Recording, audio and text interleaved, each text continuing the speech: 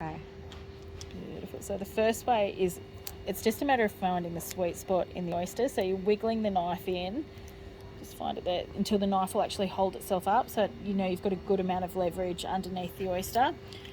And from there it's just shot, move the knife around to the right, and you cut that abductor muscle from the top. So the abductor muscle is attached to the top and the bottom of the shell. It's what the oyster uses to feed and filter through the water. Using the bottom of the shell as a guide, you run the knife along the bottom, cutting the muscle, and then we always flip over for presentation.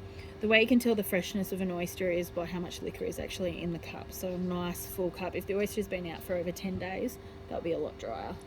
Oh, and that's a bit risky, is it? As long as the oyster hasn't opened up or it doesn't, like it still smells of the ocean, you can still eat it. So these guys will actually last up to 10 days out of water. Now the other way, and this is the way I normally do it, so I recommend getting a chucks cloth and a chopping board just so you've got a non-slip surface. Yeah. And it's piercing a hole in the top of the shell. How come you do it that way? More stable for me. I'm a lot quicker going this way than trying to find the sweet spot in the oyster, and it's just how I was trained. Gee, you've done that so before. Again, and then it's cutting the muscle from the bottom. So I like to show people both ways because it comes down to what you're comfortable. You can try those and the difference in. And they're Sydney Rock, obviously. These are Sydney Rock, yeah.